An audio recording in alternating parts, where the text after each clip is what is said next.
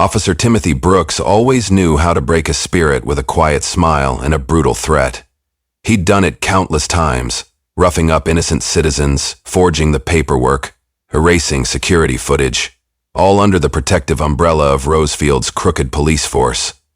But when he threw Jordan Tate to the ground for daring to speak up, he'd picked the wrong victim, because Jordan's sister isn't just any soldier. She's Sergeant Ebony Carter, the deadliest Delta Force commander in U.S. military history, and she's coming home with a fury that'll shake the foundations of the entire precinct. If you've ever wondered whether a single warrior could dismantle an empire of corruption, buckle up. This time, the fight for justice has teeth, and those who've grown fat on fear are about to taste real accountability. Just before we get back to it, I'd love to know where you're watching from today, and if you're enjoying these stories, make sure you're subscribed, because tomorrow's special episode is one you definitely don't want to miss. Ebony Carter believed she had seen the ugliest side of humanity in battle-torn regions halfway across the globe. She once crawled through desert sands under sniper fire, earning a medal nobody could pin on her openly because the mission was too classified for a ceremony. She wore scars on her shoulders from nights spent in freezing mountain outposts, awaiting an enemy who never slept. She'd always told herself that nothing in the civilian world could rival the darkness she'd witnessed in war. That was before her phone rang late on a Tuesday night in a remote training facility in Nevada. The number was unlisted, and Ebony might have ignored it if her gut hadn't twisted with the strange foreboding that only the battlefield had taught her to trust. She'd stepped away from the practice range, adrenaline still pulsing from hours of tactical drills, and answered with a low, "Carter." On the other end, between sobs and ragged breaths, her brother Jordan's voice bled with fear. She couldn't catch every word, only arrested, accused, and "they're coming for me." Then the line went dead. Ebony tried calling back, but no one answered. She dialed every contact in Jordan's phone, but each call went straight to voicemail. Instinct took over. Within 5 minutes, Ebony was on a helicopter out of the training site, a special favor from a contact who owed her more than a few. Within the hour, she was strapped into a commandeered Army plane heading straight to Rosefield, a sleepy Midwestern town she and Jordan had once called home. She only had the vaguest sense of what she was walking into, but she knew enough. Jordan had always been the strong one, the one who taught her how to fight playground bullies when they were kids. If he was frightened enough to call at this hour, it had to be dire. When Ebony's boots hit the tarmac at Rosefield's small municipal airport, the night sky above stretched silent and calm, an eerie contrast to the tension knotting her stomach. She had a single duffel bag over her shoulder, full of clothes that fit her athletic frame, and a few souvenirs from Delta Ops that might or might not be legal to carry. She didn't care. She'd packed the gear, because she believed in readiness over regret. A driver from the base, where she used to train years ago, had agreed to pick her up. Staff Sergeant Miller, a man who'd once served under her command on a joint exercise. He kept glancing at her through the rearview mirror as he drove, uneasy. Ebony understood his nerves. It wasn't often that the quiet legend of Delta Force returned to her hometown in the dead of night with no official reason, but Ebony wasn't here to reassure him. Her mind was locked on Jordan, on what monstrous situation he was facing. "Ma'am," Miller said softly when they reached the motel Ebony had requested. "You need any backup?" The old Ebony, the one fresh out of basic, might have welcomed help, but after nearly a decade of black ops and hush-hush missions, she had learned that backup could complicate things, especially if local law enforcement was compromised. "I'll call if I need you," she said, stepping out of the car. "Thanks for the ride." Rosefield by daylight was picturesque, colonial-style storefronts, tree-lined avenues, a historical courthouse with a quaint little statue. By night, all Ebony saw were streets too dark, corners too silent, and a stale aura of tension that seeped into her bones. Something was wrong here. She felt it as strongly as she felt the pistol resting at the base of her spine under her jacket. She checked into the motel under a fake name. If Jordan was in danger, Ebony wasn't about to advertise her presence. She needed to reach him quietly, see what exactly had happened. She tried calling Jordan again. Nothing. Texted him. No response. Instinct told her to check the local precinct, but a friend from her Army intelligence network had already flagged the Rosefield Police Department as problematic. Ebony wondered whether problematic was code for corrupt. She didn't have to wonder long. An old acquaintance named Marcia Thompson lived 2 blocks from Jordan and called Ebony within the hour as soon as she heard Ebony might be in town. Marcia had grown up with Ebony, used to run track with her in high school. Now, Marcia sounded terrified. "Ebony, I don't know if you're aware, but the cops here, they're not right," Marcia whispered through the phone. "Your brother's locked up, charged with assaulting an officer, resisting arrest, and some drug possession. None of it makes sense." Ebony's pulse surged. "Jordan doesn't do drugs. He's never even smoked a cigarette in his life." "I know," Marcia said, voice tight. "But they found something on him, or claim they did. People are saying the officer who arrested him, Timothy Brooks, does this all the time. Plants evidence, bullies folks. And if that's not enough, rumor has it the police chief is involved too. They run this place like a mafia."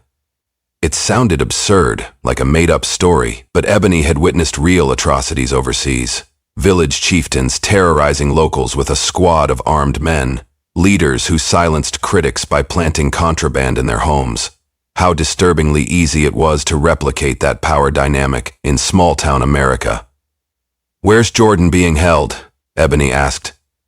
"At the precinct on Parkway Avenue," Marcia answered. "But Ebony, be careful. They've got eyes everywhere, thank you." Ebony ended the call, dread coiling in her gut. She changed into a dark hoodie and cargo pants, pulled her curly hair back into a tight bun, and strapped on a concealed holster. Her reflection in the mirror reminded her of covert missions in hostile territories. Strange how life came full circle. She slipped out into the night, blending into shadowy streets. After a quick recon, she confirmed that the precinct was a hulking brick building that somehow managed to look menacing in the glow of streetlights. A few patrol cars idled out front, their occupants smoking or laughing with an ease that suggested they had no idea who might be watching. Ebony scouted for cameras. There were plenty. High on utility poles, at the station entrance, inside the enclosed parking lot. Waging a frontal assault would be insane, even for her. She needed intel. She circled around the station, scanning windows, counting exits. Her body thrummed with tension. She found a side alley where a gate was left ajar to some sort of maintenance entrance. It was locked from the inside, though not strongly.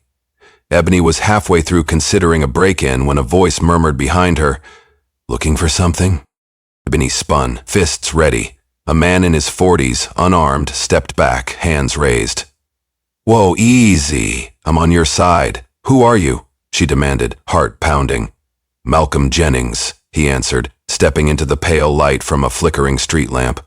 I'm a reporter, anonymously these days. Been documenting the corruption here for over a year."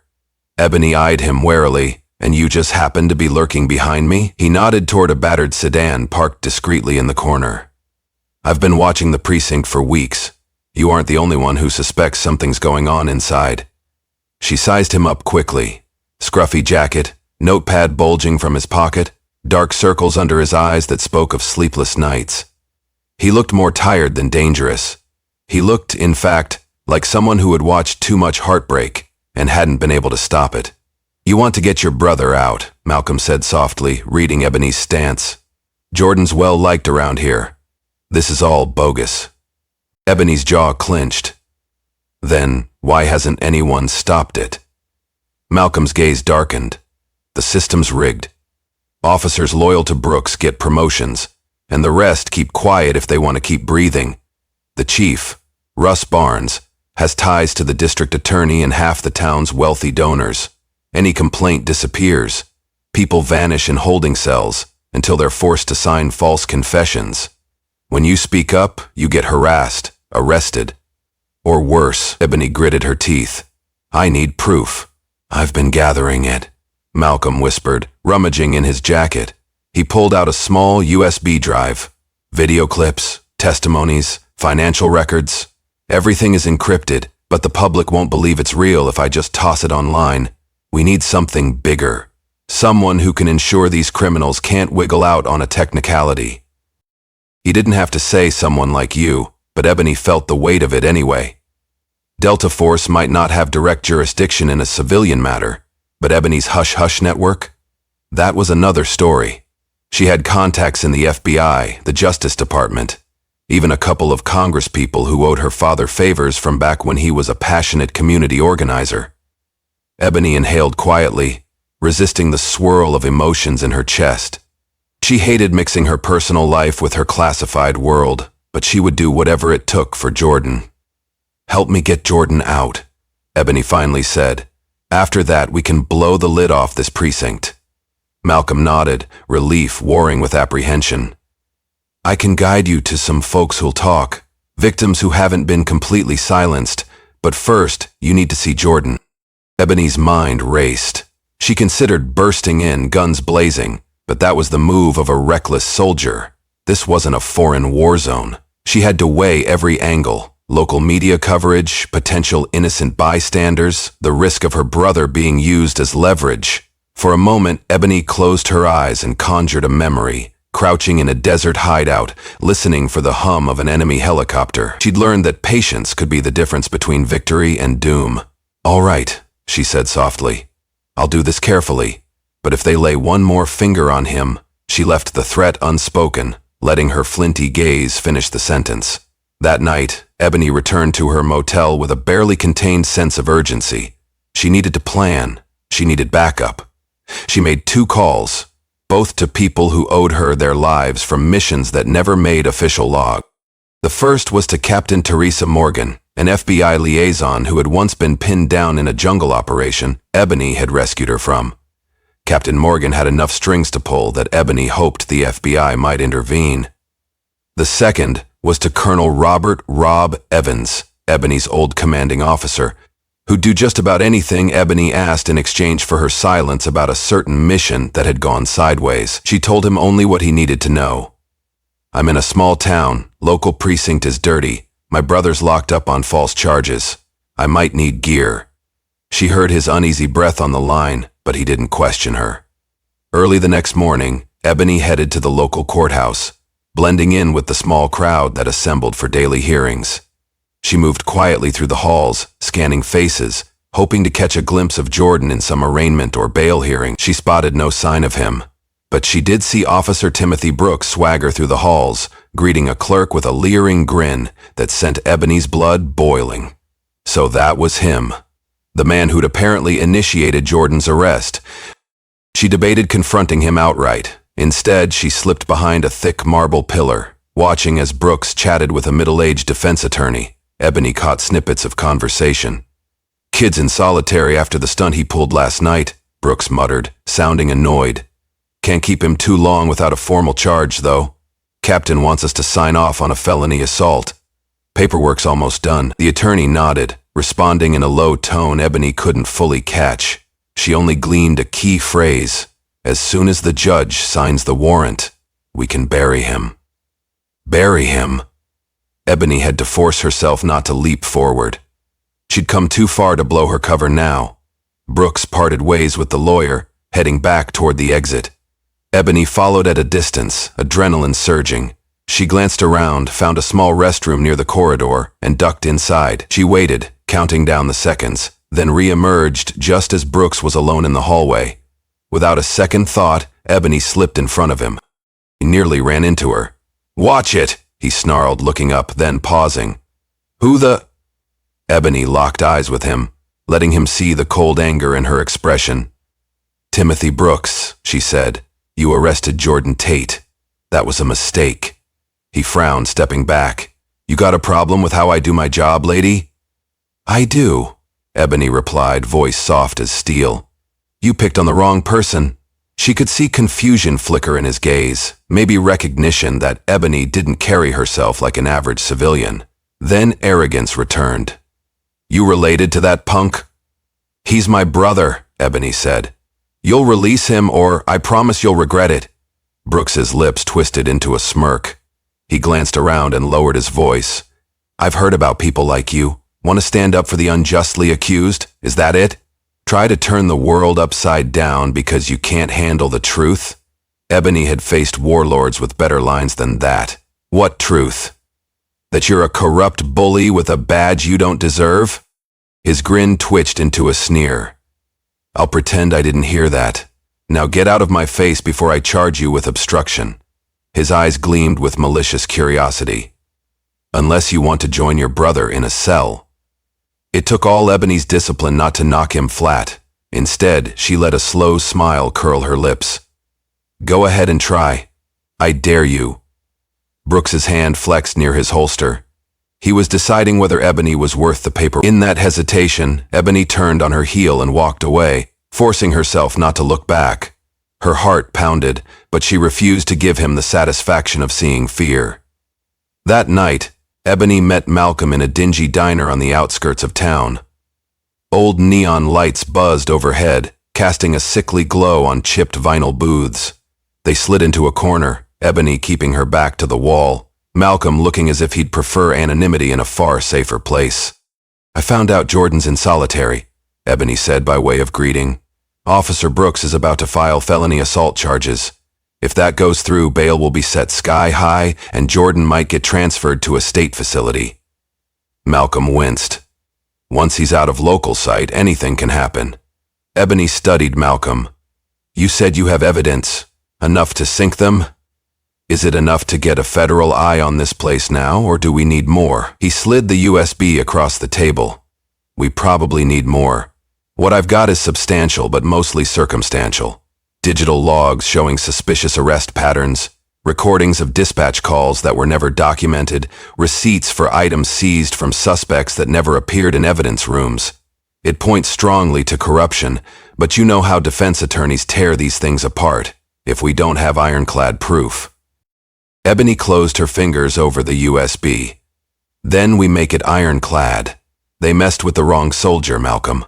He nodded, exhaling shakily.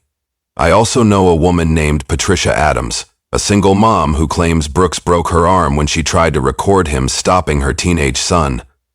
She's too scared to speak publicly, but if someone can guarantee her safety, she might talk. I'll guarantee it, Ebony said. Set up a meeting. Their conversation continued in hushed tones until they parted ways, Ebony departing first, scanning the street for watchers. She felt the invisible crosshairs on her back. This was a new kind of battlefield, one where the enemy wore uniforms sanctioned by the state. Yet Ebony had never felt more resolved. She spent the next morning calling in the first of her favors.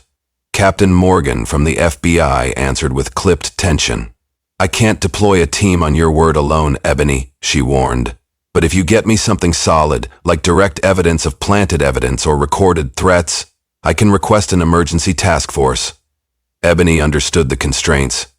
Give me 48 hours, she said. Then be ready. By midday, Ebony tracked down Patricia Adams. The young mother lived in a run-down apartment complex, the door chain rattling nervously when Ebony knocked. Inside, Ebony found a woman with haunted eyes and a bandage still wrapping her forearm. Patricia's voice trembled as she recounted what happened. Brooks had pulled over her teenage son for allegedly speeding. When Patricia came out to film, he grabbed her phone, slammed her against the squad car, and twisted her arm until it snapped. They said I resisted arrest, Patricia whispered, threatened to charge me with assault. I was too scared to press charges. I thought, who would believe me over an officer? Ebony's heart twisted. This was exactly the kind of horror she'd seen overseas. Tyranny thriving because good people feared the system wouldn't protect them. She placed a gentle hand on Patricia's shoulder. I believe you, she said. I'll keep you safe. Patricia gazed back, tears brimming. How? Ebony's phone buzzed. She glanced down. An unknown number, local area code. Probably a trap, but Ebony answered anyway. Carter. The voice on the line was scornful and too familiar. I'm disappointed, Ebony Carter. Thought you'd be smarter than to poke around. Chief Barnes wants a word with you, says you're interfering with ongoing police investigations. We wouldn't want any unfortunate accidents, would we? Rage flared. Brooks? He chuckled. How did you guess? I'm at the station. You should come by. He hung up. Ebony inhaled, forcing composure. She needed to walk into the lion's den to keep up appearances. But she also knew they might be setting a trap. She instructed Patricia to stay low, gave her a burner phone to contact Ebony directly, and left. The Rosefield Police Department was busier than usual when Ebony arrived. Officers meandered about, but she could sense the tension brimming under the facade of normalcy. A receptionist behind a glass partition asked for Ebony's ID. Ebony slid a driver's license across the small opening. The receptionist's lips twitched at the name. "Chief Barnes is waiting for you," came the curt statement. Ebony followed the indicated hallway. Every step felt like approaching a nest of vipers. She passed by a row of holding cells, glimpsing wide-eyed detainees who might have been guilty of nothing but existing in the wrong part of town. She wanted to fling the doors open, but first she had to see Jordan, if he was even here. A stern-faced woman in a crisp uniform ushered Ebony into the chief's office. The walls were adorned with plaques, photos of Barnes shaking hands with politicians, awards for exemplary service. The man behind the desk looked up with a thin-lipped smile. He was in his 50s, broad-shouldered, with gray hair cropped close. A plaque read, "Russell Barnes, Chief of Police." "Have a seat, Miss Carter," he said, gesturing to a worn leather chair. "We need to talk." "I'll stand," Ebony replied. Barnes leaned back. "Suit yourself. I hear you've been snooping around, making accusations about Officer Brooks. That's dangerous in a town like ours." Ebony crossed her arms. "Where's my brother?" Barnes tilted his head. "Your brother is in solitary for his own safety. He got rowdy in the holding area, threatened an officer. We had no choice." She didn't believe that for a second. "I want to see him." Barnes's fake smile vanished. "That's not how it works here. You're not an attorney or next of kin recognized by the system." "Wait, actually, you are next of kin, but visitation rights take time to process. Forms, background checks, you know how it goes." "Cut the crap." Ebony let her voice drop, letting the lethal calm she'd honed in Delta Force seep in. "Release Jordan, or face consequences." Barnes squared his jaw. "Listen, Sergeant. Yes, I know your record. A Delta Force commander? That might intimidate civilians, but you're in my house now. I decide who gets locked up and who walks out, and your little soldier background won't hold up in a court of law if you try anything." Ebony took a step closer to the desk, noticing the tension flicker in his eyes. "Then I'll see you in court, Chief." She let the title ring with derision. "And we'll see how many skeletons come out of your closet." His face twitched. "Is that a threat?" "It's a promise," Ebony said. "Jordan Tate is innocent. If he isn't freed, I'll do everything in my power to expose you, your officers, and your entire empire of corruption." Barnes' voice turned icy. "You think you can waltz in here from your fancy military world and take us down? This precinct has survived every storm, every so-called reform. We are the law. If you cross us, you'll end up in a cell. Or worse." The air hummed with tension. Ebony stared him down, measuring how far he might go. She recognized the arrogance of a man who believed he was untouchable. She'd seen it on the faces of warlords who commanded entire armies, certain no one could dethrone them. But they all fell eventually. She turned and left without another word, aware that every camera in the hallway tracked her exit. She was certain Barnes was already planning how to bury her too. But Ebony refused to be rattled. She had only begun her fight. Outside, Ebony leaned against a wall, forcing her breath to steady. She felt an overwhelming urge to storm the cells, free Jordan by force. But that would only give them the excuse they needed to lock her up, or worse. She needed a strategy. Her phone vibrated again. Malcolm's number. She answered quickly. "What is it?" His voice was breathless. "Ebony, they're rounding people up. I just got word that Patricia Adams was arrested an hour ago on bogus charges. They're shutting down the apartments where she lives, claiming a drug bust. This is retaliation, Ebony. They're moving fast." Ebony's insides twisted. "Give me the address. I'm going there now." Malcolm rattled off the location. Ebony threw her hoodie's hood up and slid into her rental car. As she sped off, she wondered if Barnes had already guessed Ebony's interest in Patricia. Maybe one of the frightened neighbors had inadvertently given Ebony's name. Corrupt systems operated on fear, and fear made people talk. When she reached Patricia's apartment building, Sirens flashed red and blue across the chipped walls.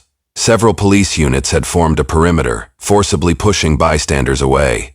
Ebony parked down the block and approached on foot. She saw Brooks standing in the middle of the chaos, barking orders to a pair of younger officers. Brooks noticed Ebony in the crowd. A smug expression lit his face. "Well, well," he called out. "Carter, you're just in time to see the big bust. Looks like your friend Patricia was harboring illegal substances in her home. Tisk tisk." Ebony stiffened. This was too obvious. They'd staged a fake raid to discredit Patricia. Maybe plant drugs. She stepped forward, but Brooks held up a hand. "Don't cross the tape," he warned. "Interfering with a police operation is a crime." Her fists clenched. "Where is she?" He jerked a thumb at a squad car. Through the tinted window, Ebony could barely see Patricia's silhouette, head bowed. Ebony realized that if they processed her, she might vanish into the same labyrinth that held Jordan. "I'll get her out," Ebony said, low enough that only Brooks heard.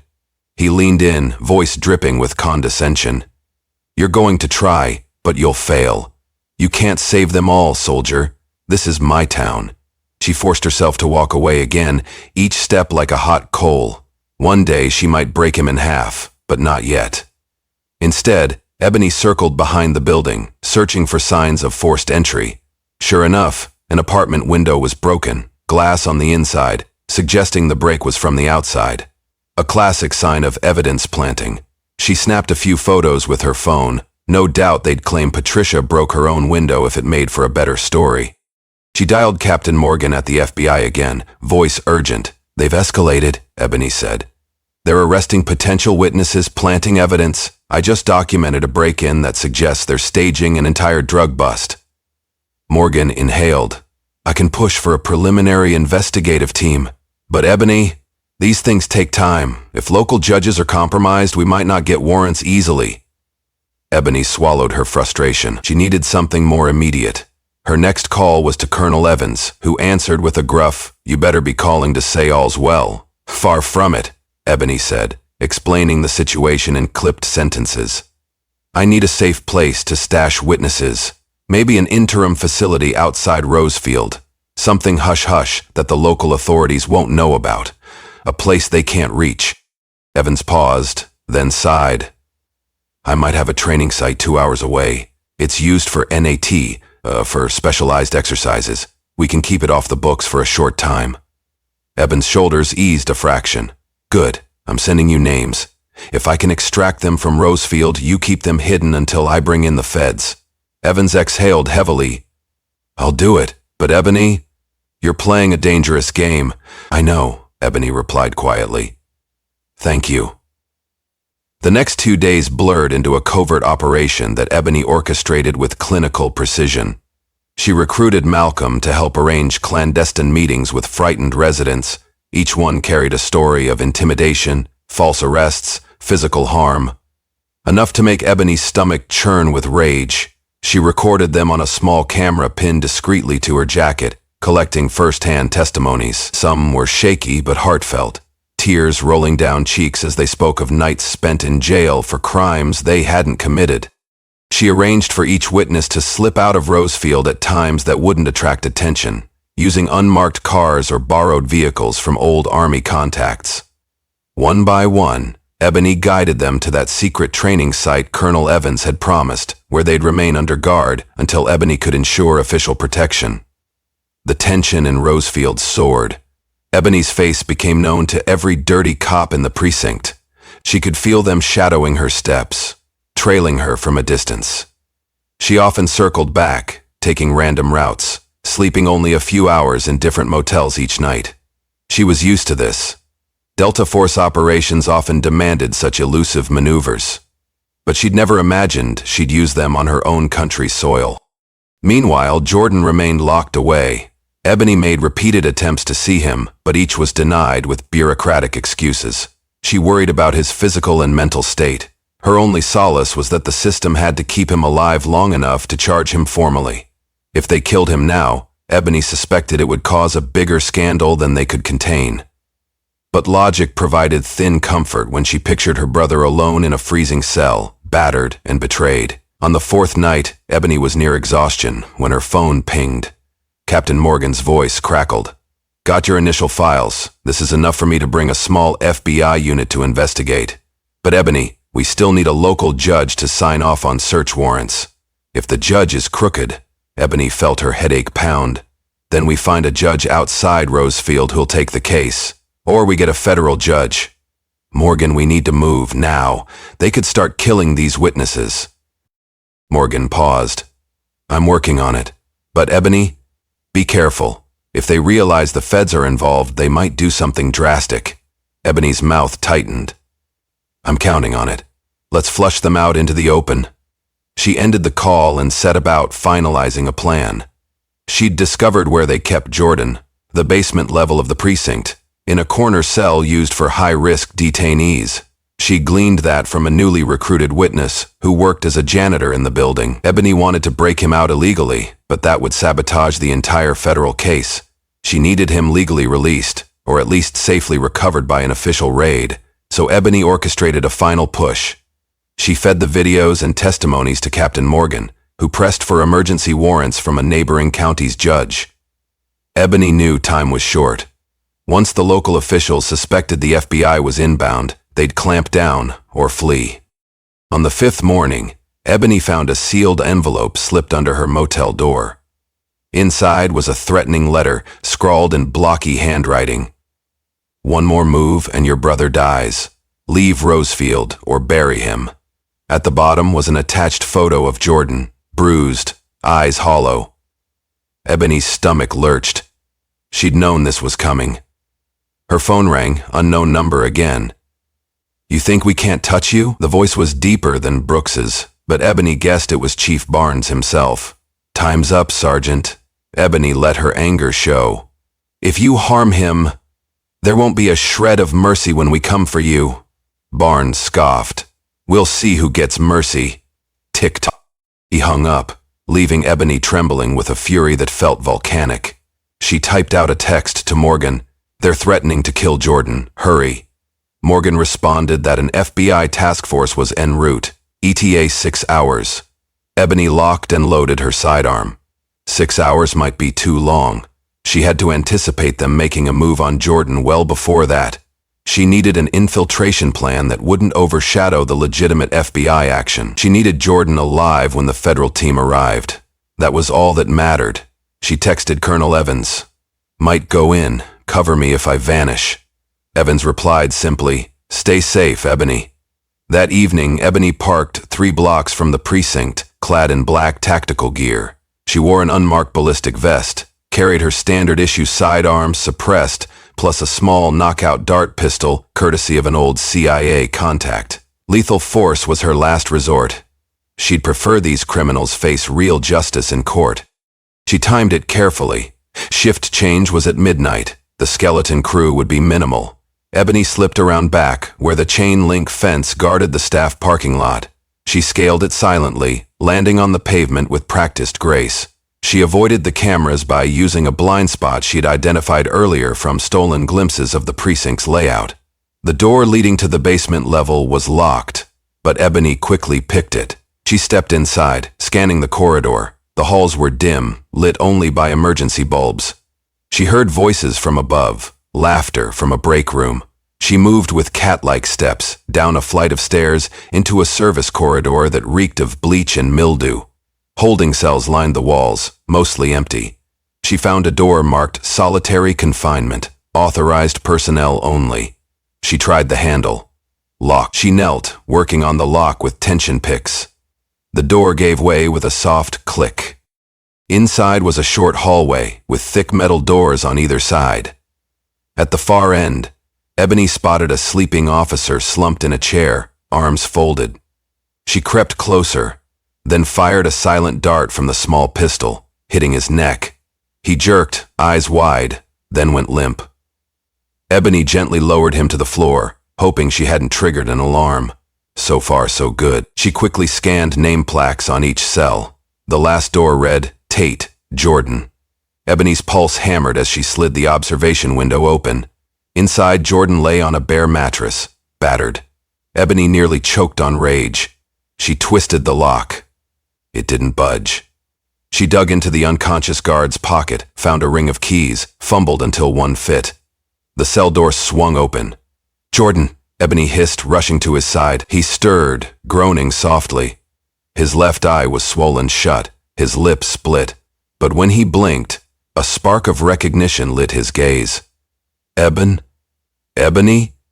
"I'm here," she said, trying not to let emotion overwhelm her. "We're getting you out." He tried to sit, wincing in pain. "They beat me every time I asked for a phone call. They said they'd kill me if you kept pushing."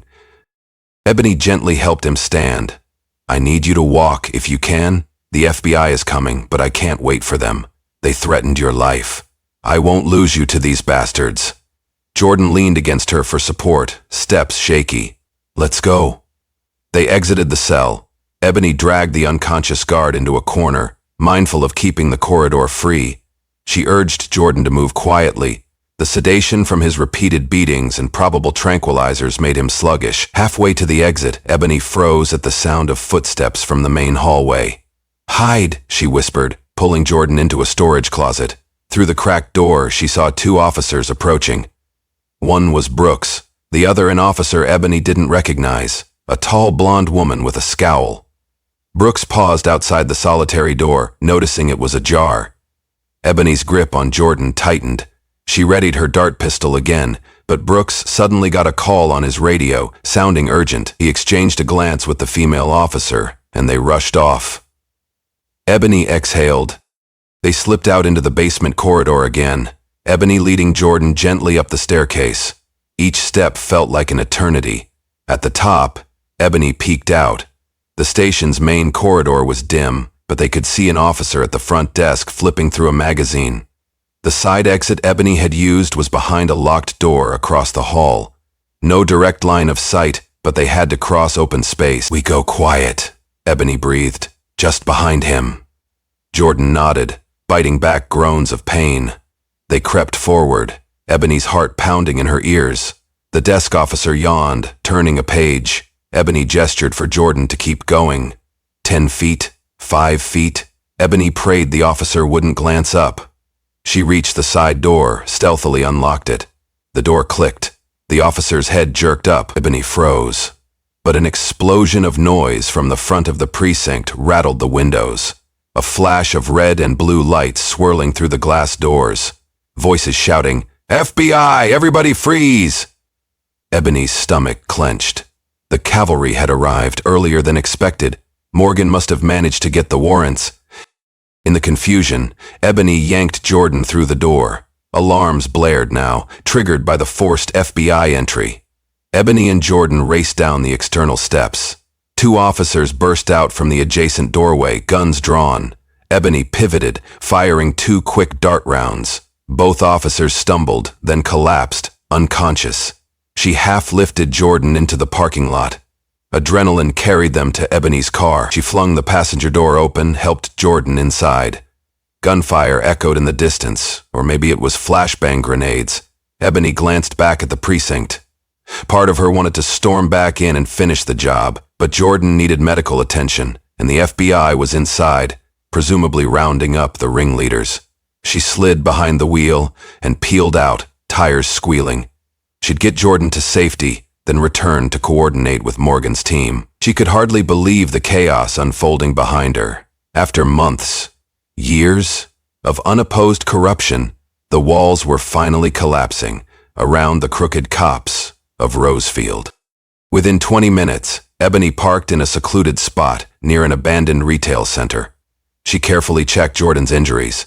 He had bruised ribs, multiple contusions, and possibly a mild concussion. She called a friend who ran a small clinic known for discretion, ensuring they wouldn't tip off local police. Only once Jordan was seen by a nurse who Ebony trusted did she allow herself a moment to breathe. He squeezed her hand as the nurse disinfected his cuts. "You saved my life," he mumbled, voice thick with gratitude and pain. "No," Ebony said quietly. "I just did what you would have done for me. You always were the tough one." Ebony shook her head, tears stinging her eyes. "Jordan, we're in this together, and this town is about to witness the biggest reckoning it's ever seen." He managed a faint smile. "Good. She stayed by his side until his wounds were bandaged, then made sure the staff had instructions to keep him under guard. Ebony arranged a protective detail. A couple of Colonel Evans's men in civilian clothes, armed with legal sidearms, posted outside Jordan's room. Then Ebony headed back into the fray. By the time she returned to the precinct, the sun was starting to rise, and the building was surrounded by black SUVs with FBI lettering. SWAT-like agents roamed in and out, carrying boxes of evidence, escorting handcuffed officers. Ebony parked a block away to avoid the crowds of media that had already gathered. She recognized Captain Morgan at the perimeter, barking orders to subordinates. Morgan spotted Ebony approaching. "You're alive," she said, a note of relief in her otherwise hardened voice. "Jordan's safe," Ebony replied. "Thank you for moving in," Morgan nodded. "We had the warrants. We had enough. We'll be sifting through their records, verifying the testimonies. But we already found internal logs that confirm your claims. This place is a cesspool." Ebony's gaze drifted to a cluster of uniformed men in cuffs. She recognized Brooks among them, glaring at her with pure hatred. She walked over, ignoring Morgan's cautionary hand. As Ebony drew near, Brooks barked, "You set us up, Carter, you damn traitor." She stared him down, face impassive. "You're the traitor, for betraying the badge and everything it stands for." Officers jostled him into a transport van. Brooks spat at the ground. Ebony didn't flinch. She felt a grim sense of victory, but she knew there were bigger fish. "What about Chief Barnes?" she asked Morgan. Morgan grimaced. "He fled. We have an APB out, we'll find him." Ebony felt her jaw tighten.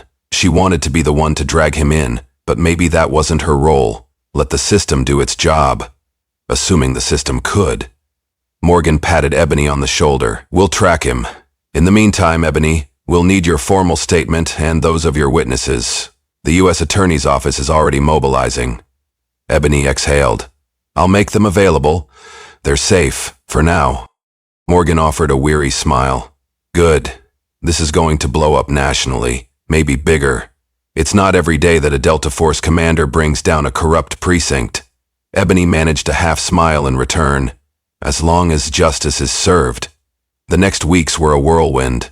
With Brooks, several other officers and city officials indicted, more truths spilled out. Evidence of extortion, drug planting, racial profiling, and violent intimidation littered the case files. The press descended on Rosefield, demanding interviews with Ebony Jordan and the many victims who had been freed from jail. Jordan slowly recovered, physically and emotionally. He gave a powerful statement at a press conference, revealing the abuse he'd endured. His quiet dignity, combined with Ebony's fierce presence, made them a symbol of unwavering resistance. National media latched on to Ebony's moniker, the deadliest Delta Force commander, spinning stories of a soldier who turned her lethal skill set on domestic corruption. Weeks turned to months. Chief Barnes was captured, hiding at a relative's cabin in another state. He faced federal charges.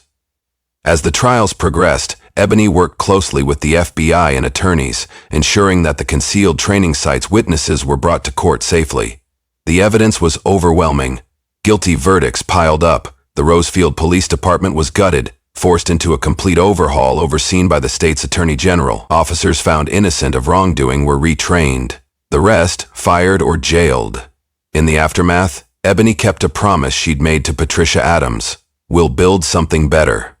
Along with Jordan and local activists, Ebony established the Carter Community Coalition, a nonprofit dedicated to monitoring police conduct, offering legal aid to vulnerable citizens, and providing safe spaces for those abused by authorities. They hosted workshops on citizens' rights, pushed for civilian oversight boards, and lobbied at the state level for police reform legislation. On a bright spring morning, Ebony stood in front of Rosefield's newly renovated Civic Center, preparing to give a speech. A diverse crowd gathered. Some who'd once feared the badge, some who'd worn it honorably, and many who simply wanted their town back. The new police chief, a principled woman named Cheryl Lawson, stood to one side, here to show solidarity. Jordan, looking healthier than ever, introduced Ebony. "My sister was the unstoppable force this town needed," he said, voice brimming with pride. "She wouldn't back down, even when they threatened her life." Ebony stepped to the podium. She saw Patricia near the front, arm out of its cast, tears of hope in her eyes. She spotted Malcolm scribbling notes for what would likely be his first public, on-the-record article since the scandal broke. He even recognized a few reformed officers who'd cooperated with the investigation, standing awkwardly but resolutely in uniform, wanting to be part of a new era.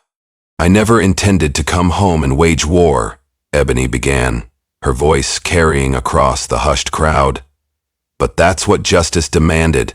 I was taught as a soldier to protect my country from threats abroad. I never imagined I'd find a worse threat right here, in a place that should have been safe for everyone."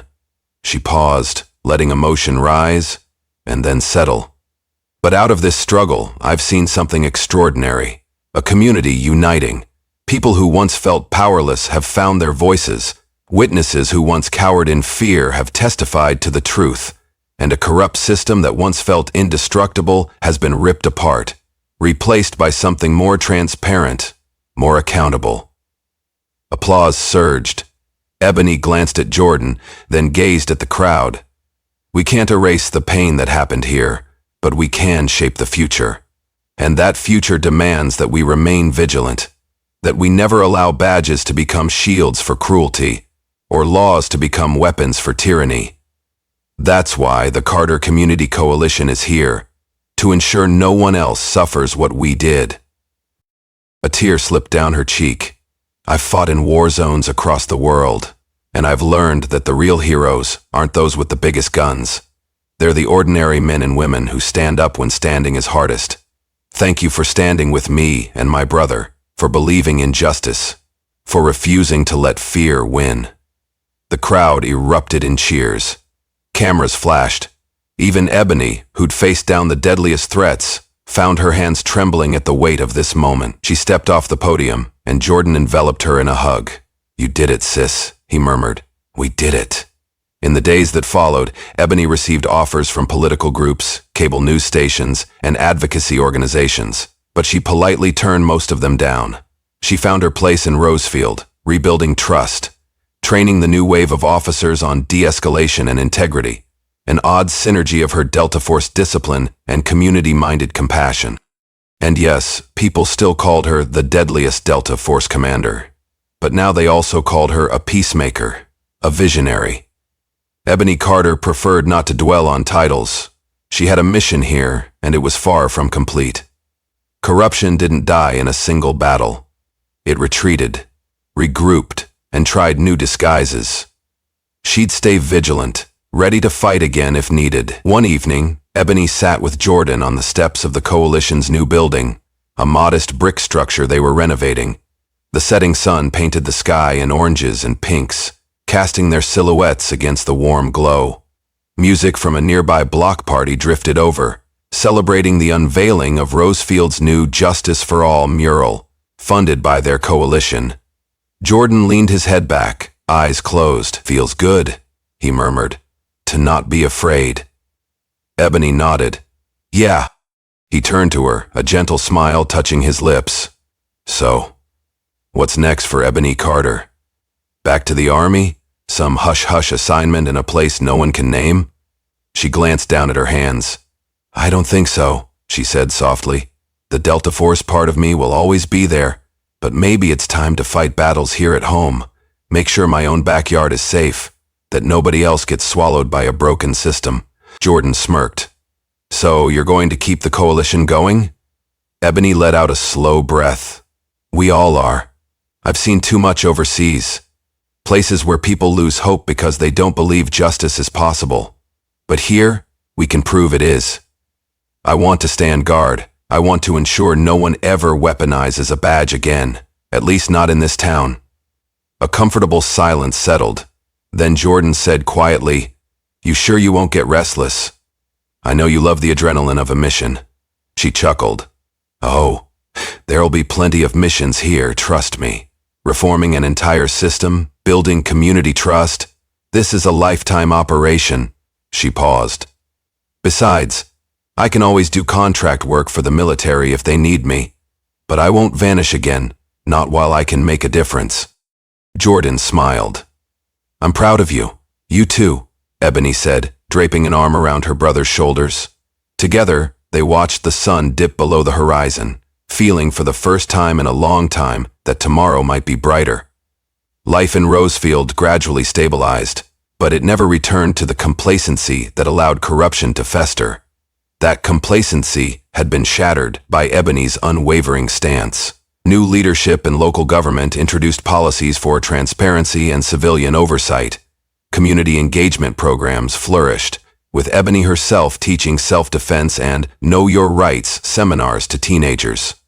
The FBI presence dwindled as prosecutions were finalized, but Ebony stayed in regular contact with Captain Morgan, who updated her on the fallout from the investigations.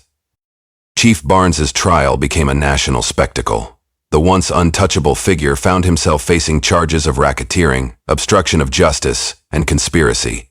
He tried every trick, blaming subordinates, insisting he was framed, but the mountain of evidence, from audio recordings to witness testimonies, was overwhelming.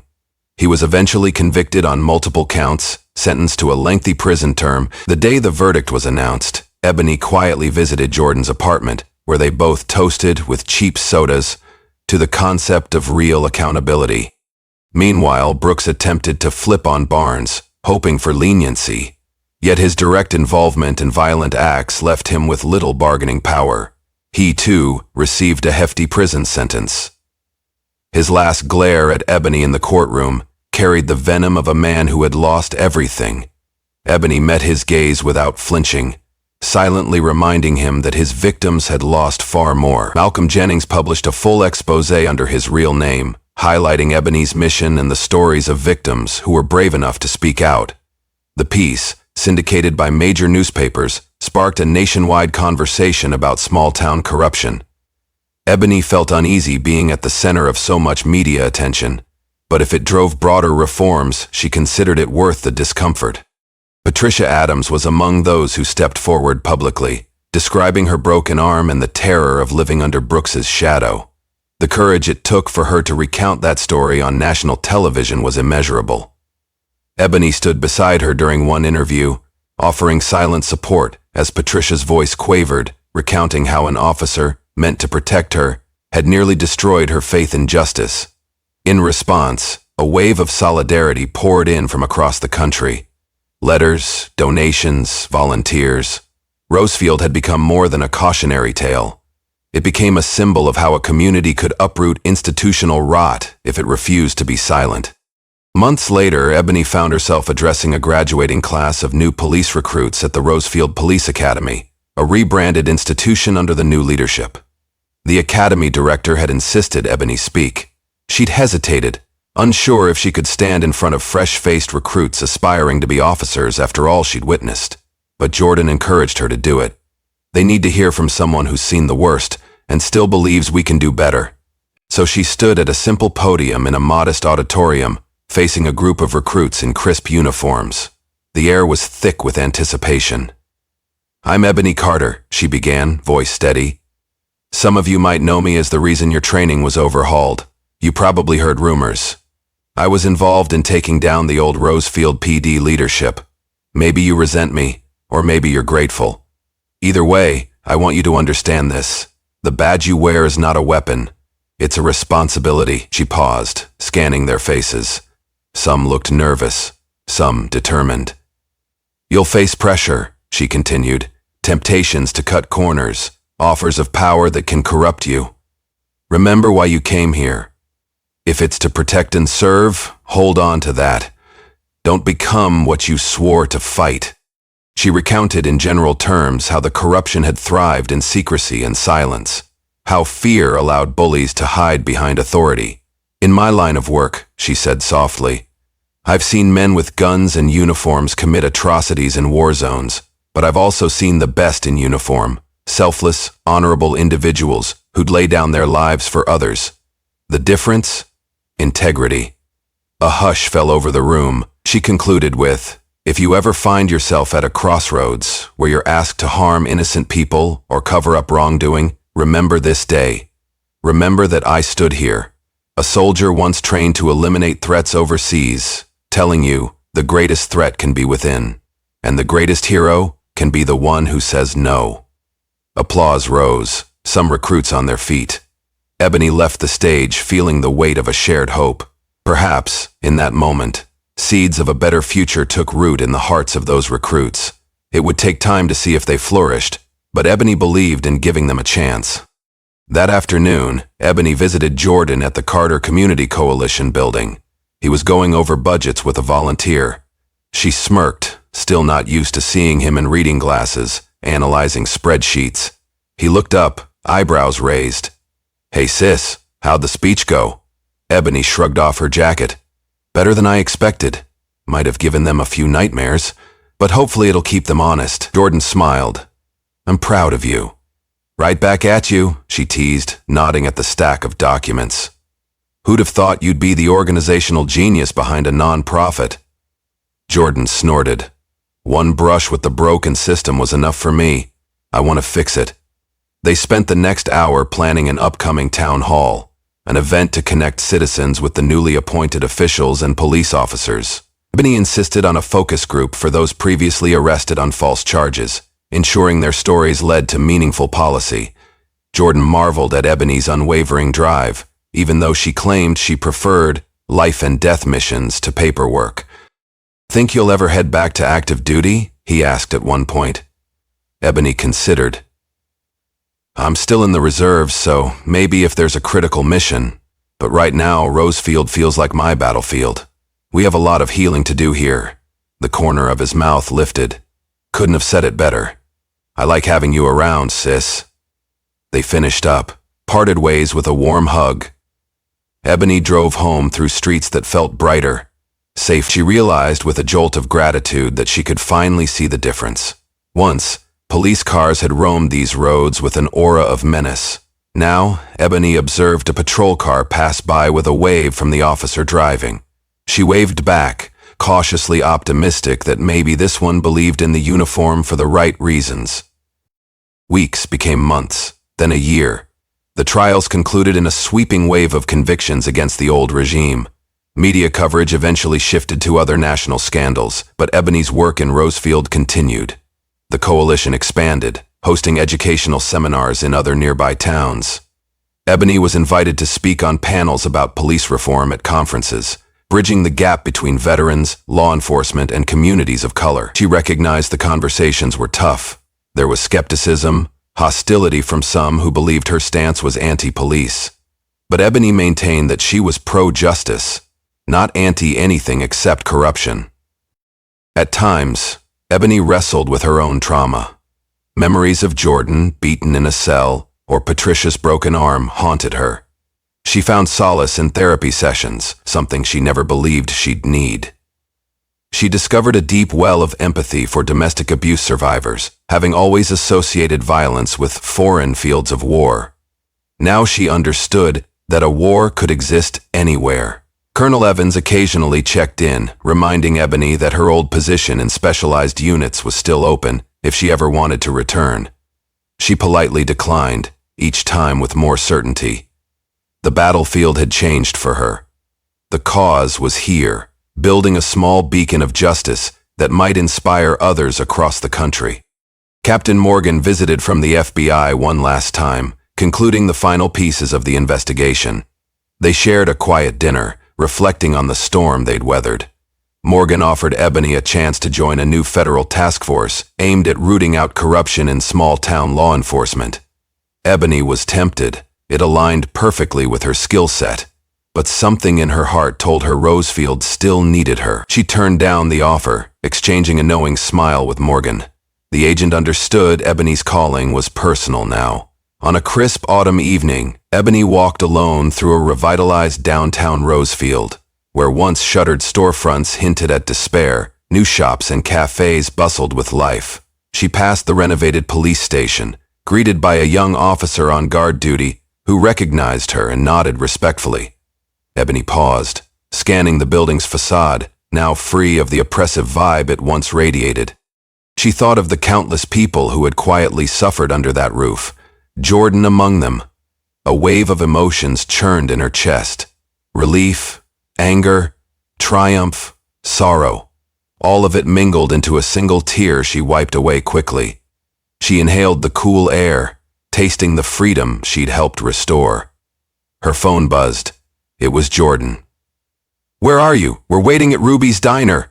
Ebony grinned. Ruby's had become a makeshift HQ for post-meeting gatherings, known for coffee that was passable and pie that was legendary. She texted back, "On my way, save me a slice." Ebony cast one last glance at the station.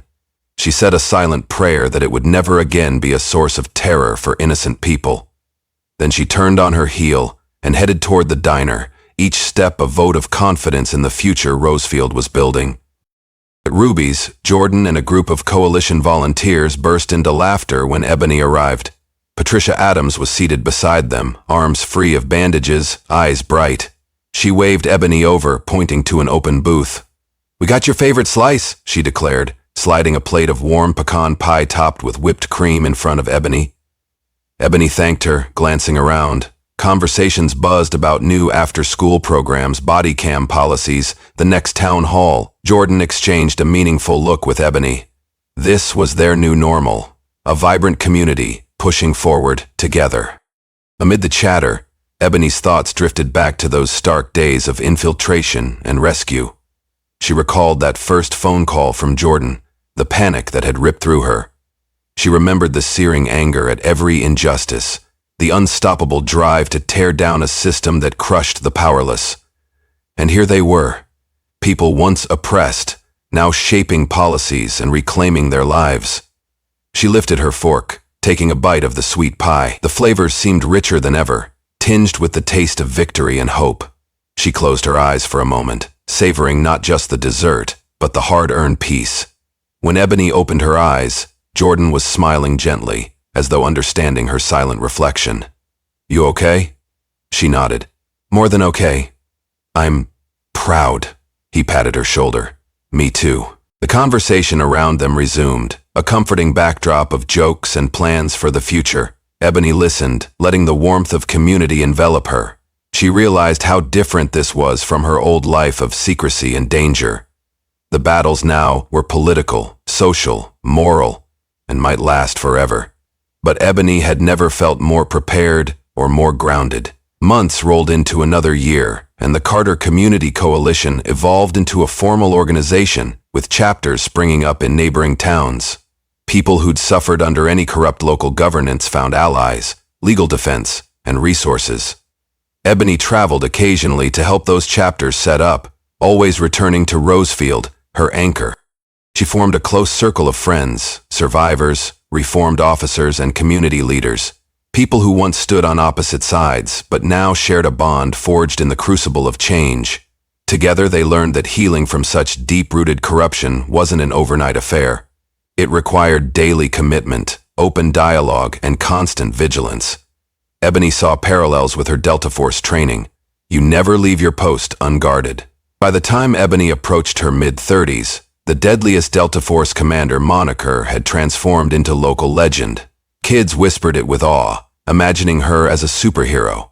Adults spoke it with respect, knowing she had risked her life to save the town.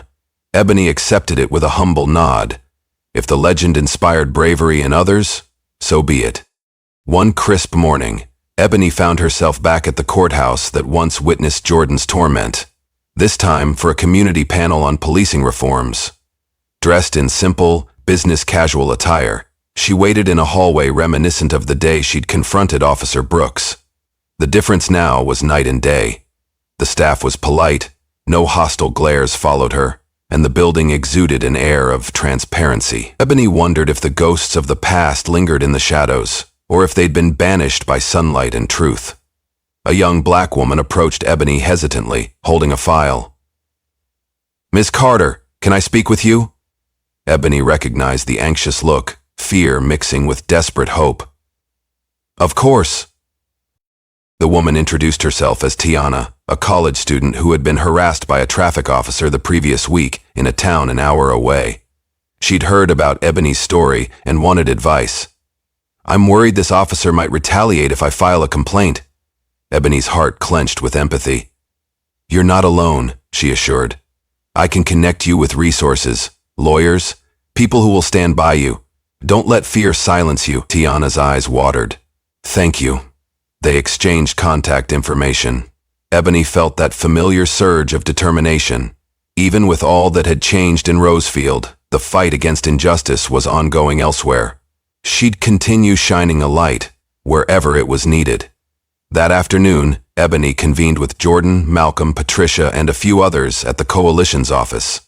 A whiteboard was covered in bullet points for expansion strategies, a sign of how far they'd come. Ebony cleared her throat as they settled around the table. I met a young woman today who faced harassment in another county, she began. We've been so focused on Rosefield, we haven't fully mapped out how to help people beyond our immediate borders. But she needs us. Patricia nodded. We have to scale up our legal network, provide regional support. We can't just be a Rosefield phenomenon. Jordan added, we might collaborate with statewide nonprofits or civil rights groups. Ebony, you have national connections, she sighed. I do. We can build an alliance, but we have to be ready for backlash. Malcolm smirked. When have we not been? A chuckle passed around the table. Indeed, their entire existence was born of backlash and defiance. They hammered out plans to form a statewide coalition, each person accepting new responsibilities. Ebony took the role of liaison, bridging the gap between local chapters and major institutions. FBI, DOJ, state legislators. It felt big, daunting, but Ebony thrived on tough assignments. By evening, they'd set the framework, an expanded hotline, volunteer lawyers in multiple counties, traveling workshops for law enforcement accountability. Ebony recognized they were engineering a new front in the war against corruption, this time with alliances and laws rather than secret infiltration. She recalled how a single phone call from Jordan had sparked her journey. Now, she wanted to be that call for others, a lifeline to hope. In the midst of these expansions, Ebony found personal happiness blossoming in unexpected ways. She began dating a local paramedic she met during a community event. He admired her dedication and wasn't intimidated by her background. Ebony discovered a gentler side of herself, one that reveled in lazy Sunday mornings and quiet strolls. War had taught her how to survive. Rosefield taught her how to live. Sometimes she and her partner Anthony took drives through the countryside, discussing everything from favorite foods to the moral complexity of policing.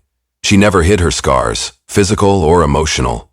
Instead, she let him trace the faint lines on her shoulder and told him how she got them saving a fellow soldier in Afghanistan. He listened, awed but not fearful.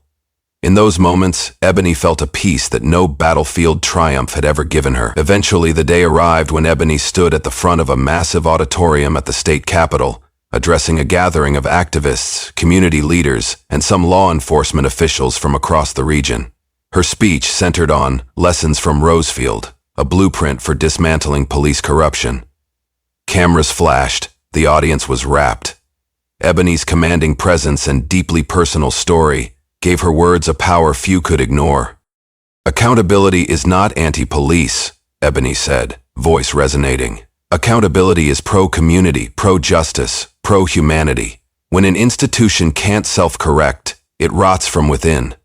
We all have a stake in ensuring our guardians remain guardians, not oppressors. Thunderous applause followed. Ebony scanned the crowd, noting faces that reflected hope, skepticism, determination. She recognized the cycle. They'd be inspired, then face resistance, then need to push harder. But Ebony was here for the long haul. She'd honed perseverance in the world's toughest combat zones. Afterward, a cluster of officials approached her, including a stern-faced police chief from another county. Ebony braced for hostility, but to her surprise, he extended his hand. I'll admit I was suspicious of you, Ms. Carter, he confessed. But listening to your journey has me questioning how we operate. Perhaps we need to examine ourselves more deeply. Ebony smiled. That's the first step. Late that night, Ebony and Jordan found themselves back home in Rosefield, celebrating quietly at Ruby's Diner. The staff knew them by name now, always reserving their favorite booth. Ebony sipped coffee, physically drained but soulfully content. You realize, Jordan said, swirling his own cup, we're nowhere near done. This statewide push is going to be massive. Some counties will resist. People in power might retaliate. Ebony's eyes gleamed. I'm ready. If there's one thing I learned from overseas missions and from right here in Rosefield, it's that tyranny only wins when good people do nothing. Jordan reached across the table, clasping her hand. You've changed my life, and this whole town. She smiled softly. We changed it. All of us. As the months turned into another year, Ebony's name became synonymous with grassroots justice. Documentaries featured her, legislators quoted her, and other towns requested her guidance. Still, Ebony never forgot the real reason for her fight: to protect people like Jordan, Patricia, Tiana, and every vulnerable soul who might be crushed by a badge that lost its way. In time, Ebony's father, an old civil rights activist, came to visit from out of state. He'd always preached that real change grows from local seeds. Seeing Ebony's work in Rosefield brought him to tears of pride. The two had a poignant moment on Jordan's porch, where Ebony's father admitted, "You've taken our family legacy further than I ever dreamed." Ebony gently hugged the older man, whispering, "I learned from the best." One crisp autumn afternoon, Ebony found a quiet moment to herself, walking the perimeter of Rosefield's new community center. Construction noises rumbled as workers added a second wing for educational programs. A breeze stirred fallen leaves at her feet. She remembered her earliest days here: darkness, fear, the shock of learning Jordan was in solitary. She felt the ghost of that fear pass through her, but what replaced it was gratitude. Gratitude that she had the strength and means to fight, that her training and connections made a difference. So many lacked that privilege. Her phone buzzed with a message from Captain Morgan. Federal hearing results. Sentencing confirmed for Barnes. 25 years. Justice served.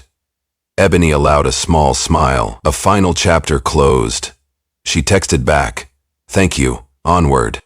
The wind carried the distant laughter of children playing. Ebony took a seat on a new bench, engraved with names of those who'd contributed to the community center. Among them, Jordan Tate, Malcolm Jennings, Patricia Adams, Ebony Carter. She traced her fingers over the carving. It felt surreal, her name etched into a place dedicated to healing and progress. Not for destruction, not for silent, secret missions, but for building something that outlasted fear.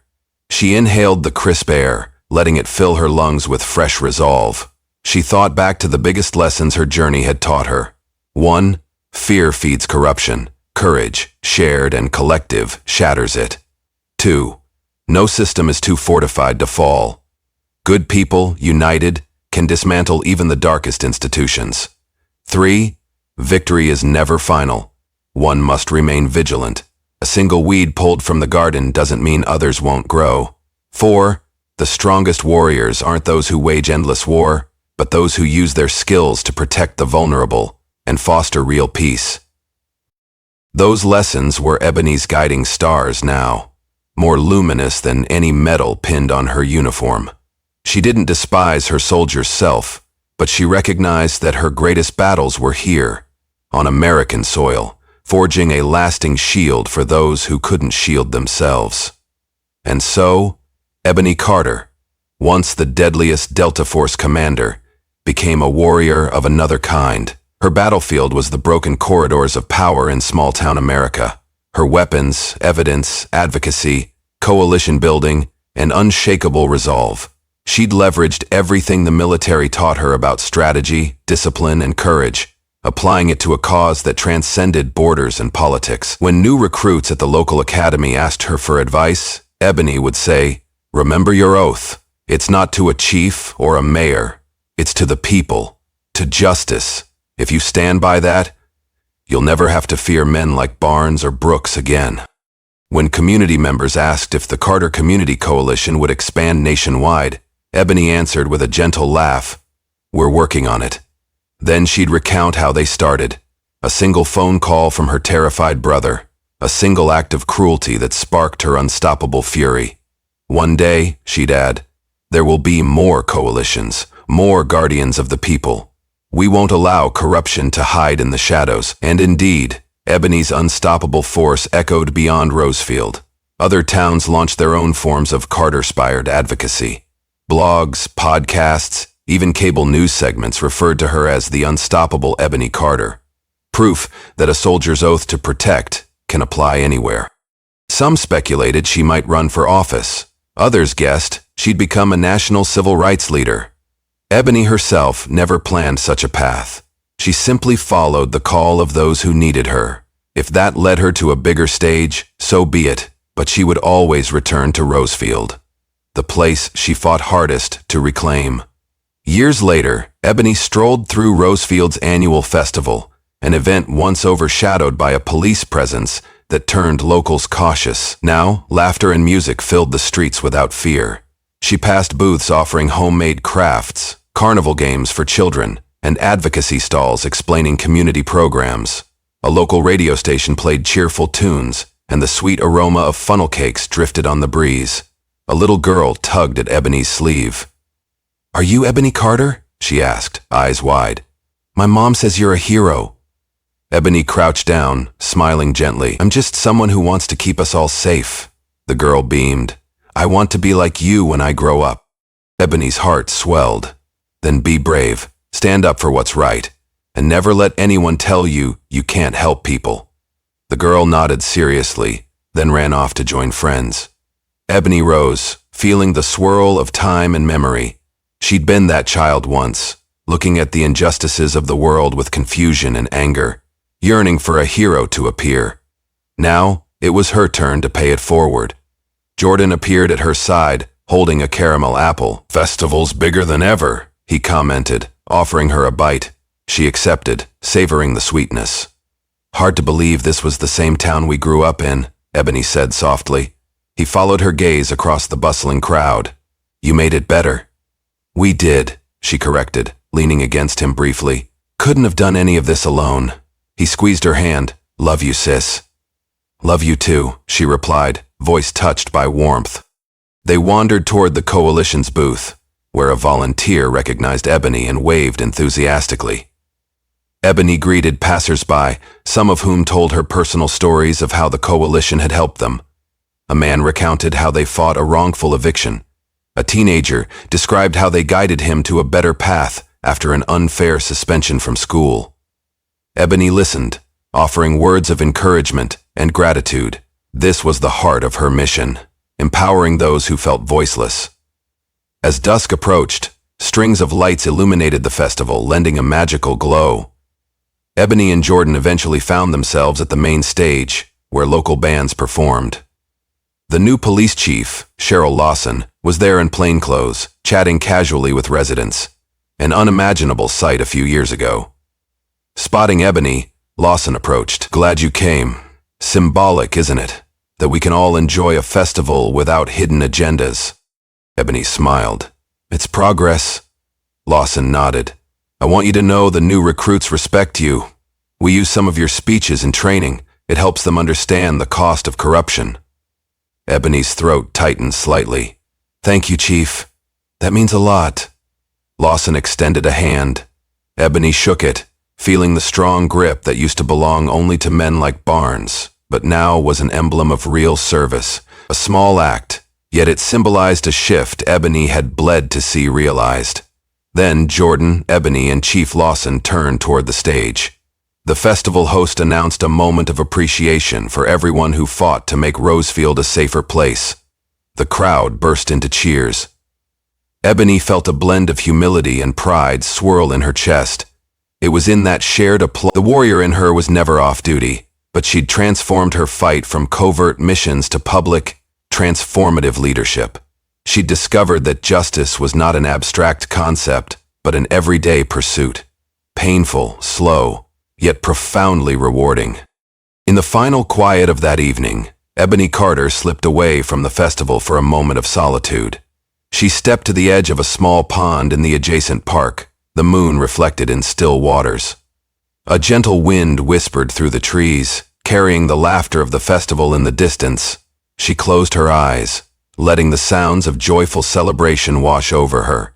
She thought of her fallen comrades overseas, the times she believed war was only out there. She thought of Jordan's battered face in a lonely cell and the monstrous grin of men like Brooks. She thought of how easily such darkness had rooted itself here at home, and how they had ripped it out. A single tear slid down her cheek, a testament to the battles fought and the hope regained. Then she opened her eyes, gazing at the moonlit reflection. Her voice was barely above a whisper. "We've come so far, but there's always another mission. And I'm ready." She felt the stirring of determination in her soul, a vow to keep protecting those who couldn't protect themselves, to keep shining a light in the darkest corners. Ebony Carter might have been known as the deadliest Delta Force commander, but now she was something more. A guardian of her hometown, a champion for those wronged by the system, and a living reminder that even the deepest corruption can be uprooted if you're willing to stand and fight. With one last look at the moonlit water, Ebony turned and walked back toward the lights and the laughter, toward the future she was helping to shape, one step at a time. In life, we learn that courage isn't a single act, it's a lifetime of choices that confront fear. Ebony's story teaches us that one phone call can spark a revolution, that no institution is too mighty to challenge, and that we ourselves become unstoppable when fueled by righteous purpose. It reminds us that justice is an ongoing promise, upheld not just by laws, but by the vigilant hearts of ordinary people who refuse to bow to tyranny. Debate arises around who wields power and who keeps it in check. Could Ebony have done more to reform from within? Should local communities handle corruption without federal intervention? Did she cross lines by using her covert skills on domestic soil? These questions highlight that the path to justice is rarely straightforward, igniting discussions about moral boundaries and systemic accountability. Ultimately, Ebony Carter's victory in Rosefield stands as a testament to unity, perseverance, and hope. We see that even the deadliest soldier can choose to protect rather than destroy, and that the greatest battles are sometimes fought at home, not just on distant shores.